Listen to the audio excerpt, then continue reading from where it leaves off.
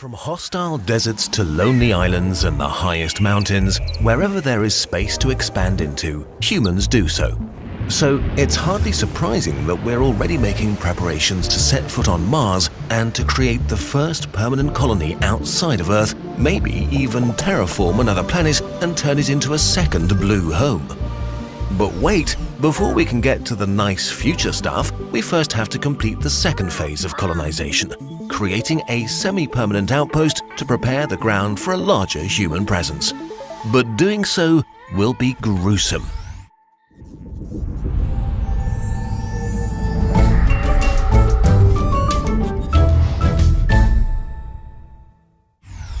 Even for an expansionist species like us, Mars is extreme. At first glance, Mars seems familiar. Polar ice caps, large valleys, liquid water under its surface, and a day barely longer than Earth's. The ideal place for us to go. Unfortunately, Mars is actually a cold, radioactive desert where the ground is poisonous and breathing is impossible. Mars is awful. You almost certainly don't want to go there. The pioneers doing the hard work on Mars will have an intensely stressful life filled with incredibly challenging problems never encountered before. But there are plenty of people willing to do that work, and we have the technology to enable them to do it. For this video, we will assume there have been prior missions to Mars to scout out a good place for an outpost, store resources and equipment, and that there's already a moon base that serves as a hub for Mars missions. The first major challenge for our outpost is the fact that Mars is very energy poor. Because of its distance from the Sun, solar power is only 40% as effective as on Earth. But even this weakened sunlight is often obscured for days by enormous dust storms. Solar power alone will probably not be enough. Alternatives such as wind power and geothermal energy are also unfeasible, as there's hardly any atmosphere and Mars's interior is much too cold. Initially, nuclear technology might be the only option. Since Mars doesn't have easily accessible radioactive elements, the nuclear fuel needs to come from Earth along with the reactor. If we do set it up, it could power our small outpost for the first few years. Unfortunately, all that energy won't be very useful if we can't breathe.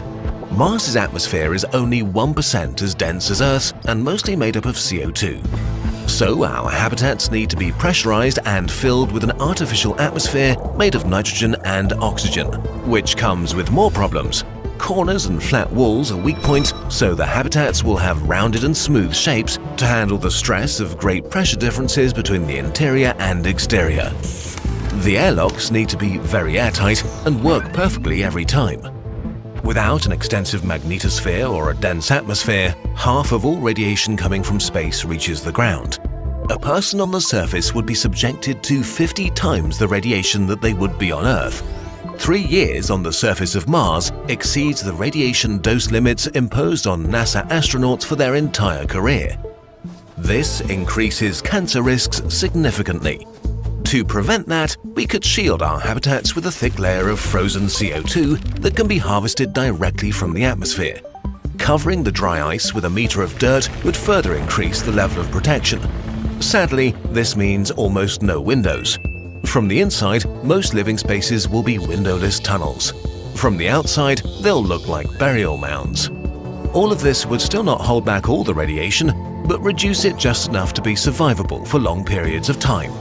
It won't, however, protect anyone who ventures outside.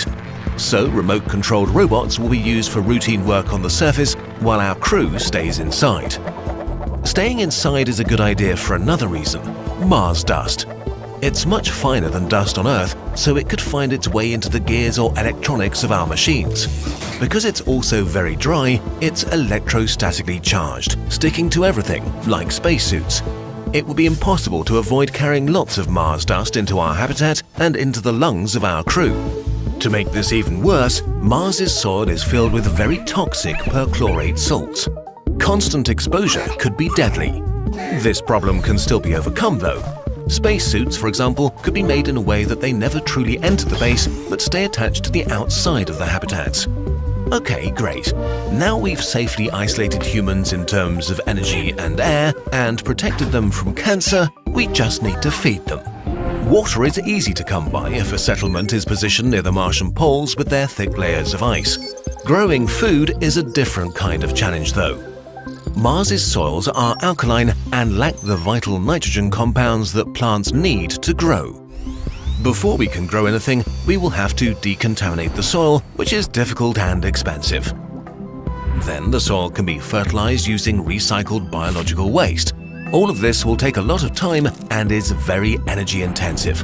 So we might use aquaponics to raise fish and plants together, making the astronauts' diets more varied and tasty at the same time. This will be an important psychological boost for our overworked crew.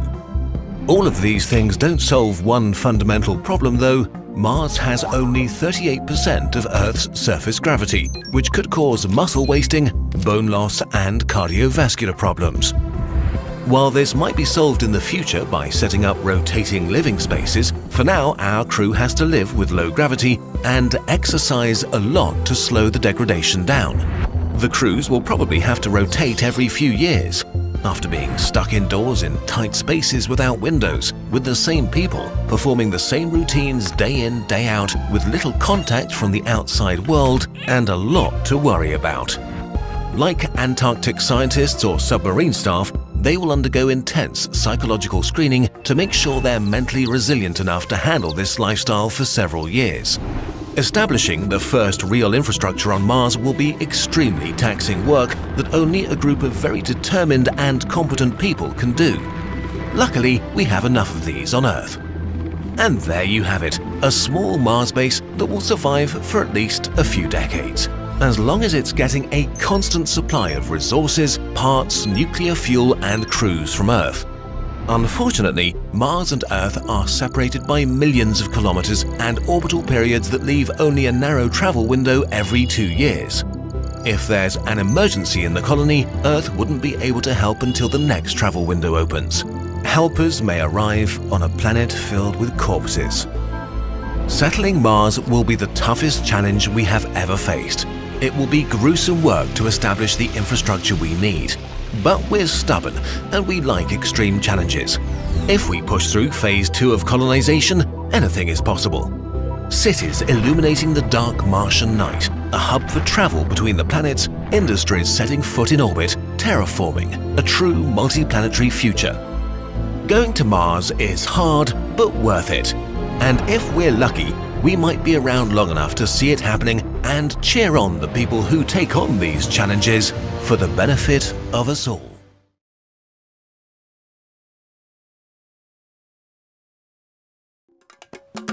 There's a small island off the coast of Florida that's home to a tiny green lizard called the green anole, or Carolina anole. Actually, they're not just on that island in Florida. I see them in my backyard all the time here in Texas, but something happened on this particular island that got the attention of biologists all around the world. And what happened was an invasion of a different type of anole called the brown anole, or the Cuban anole. Insert your favorite Cuban immigrant joke here. You racist piece of shit. What happened that was so interesting was that these two species started battling it out for resources, which caused the green anoles to move up higher in the trees for food and to mate and stuff like that.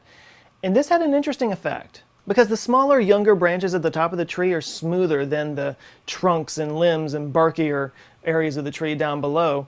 The lizards that had the larger foot pads had a better grip, meaning they could eat more and reproduce more. And in only 15 years, these green anoles on this Florida island changed.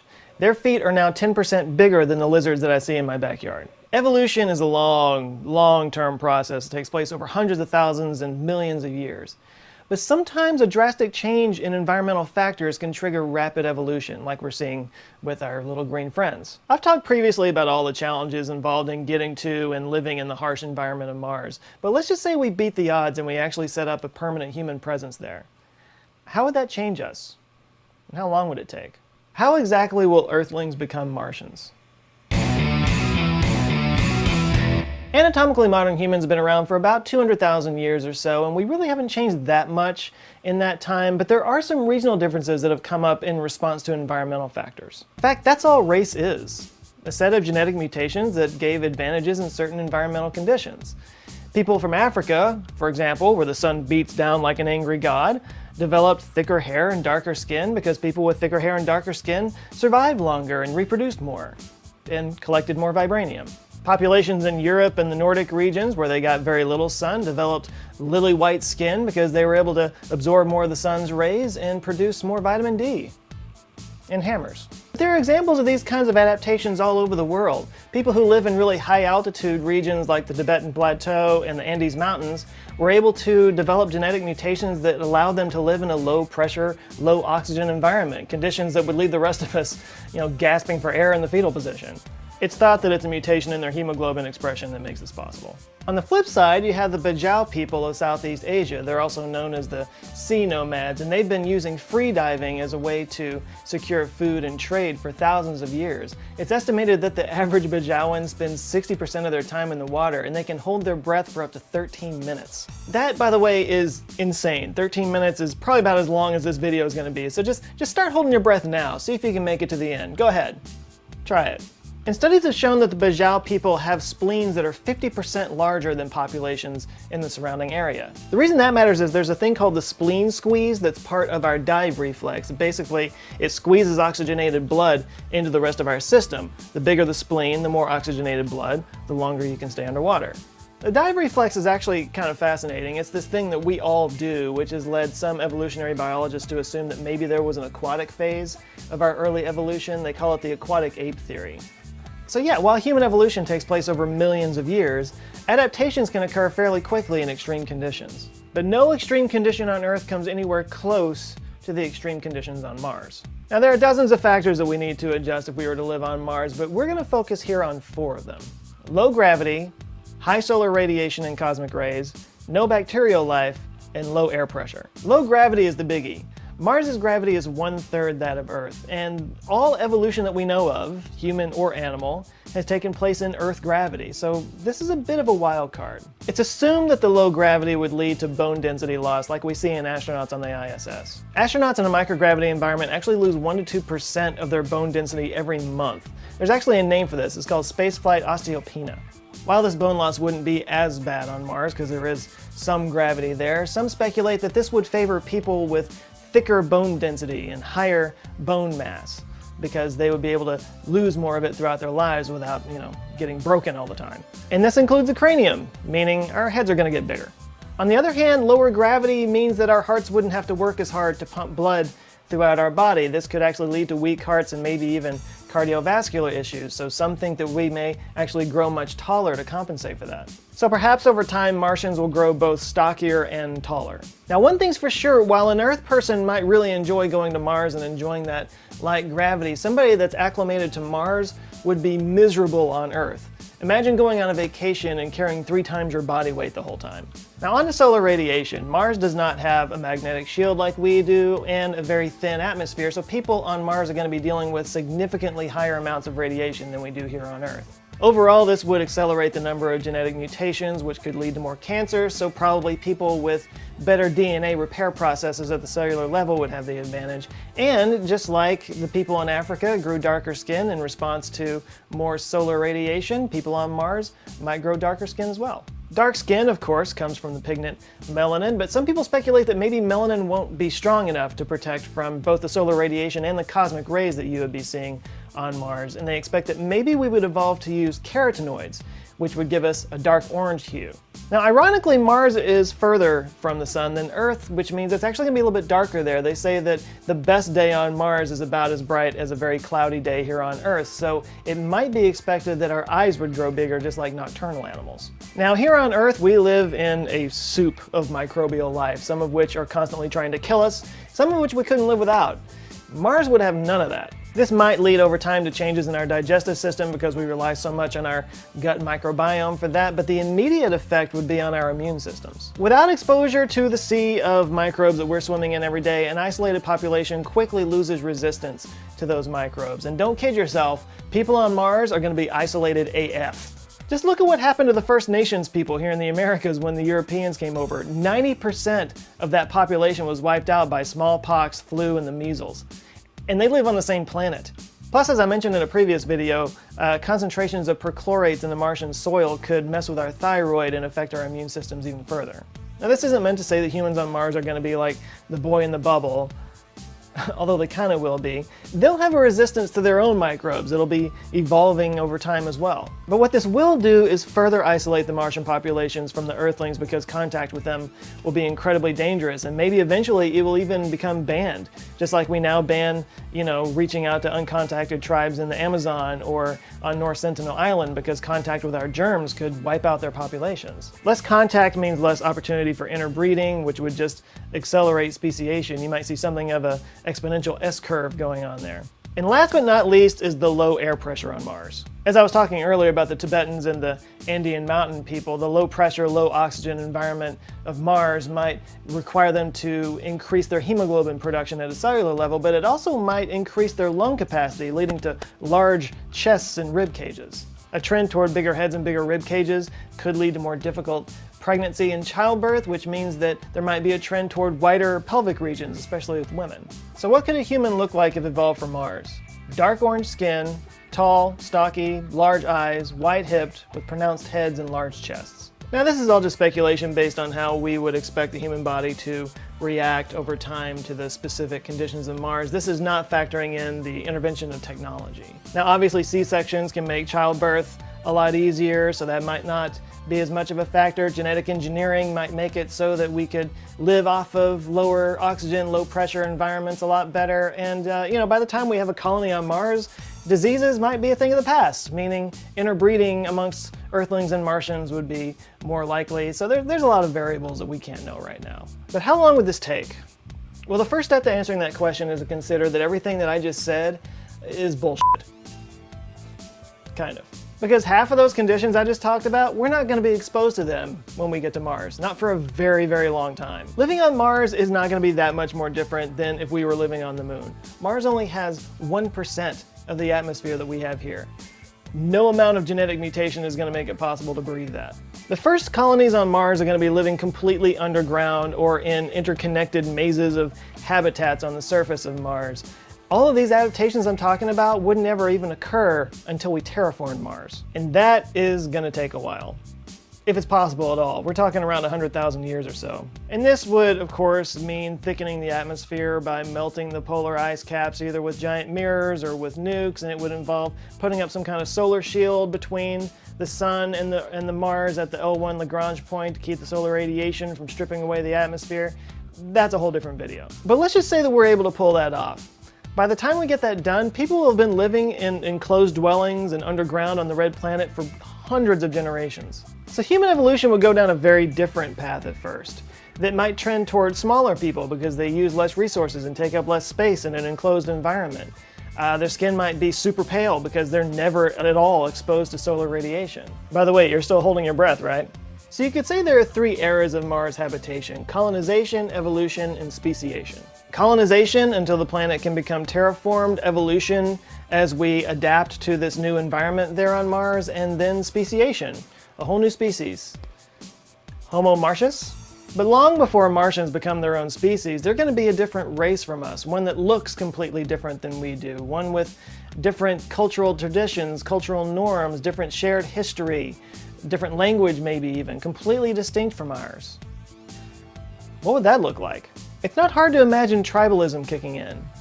Maybe even a certain level of animosity springing up toward the Martians, especially if there's a downturn in the Earth's economy, because we're still going to be spending vast resources trying to keep up the Mars colonies for a very long time. Eventually the Martian colonies will become self-sustaining though, and when that happens, will they even want anything to do with us? It would be physically exhausting, maybe even deadly, for them to come to visit us and interact with us and our germs. After a while, they may cut us off completely. Earth might just become a part of their mythology, a thing that they tell their kids, the place that they all came from way, way back in the day. Maybe there'll be a collapse of civilization here on Earth or an extinction level event, and they'll forget about us completely.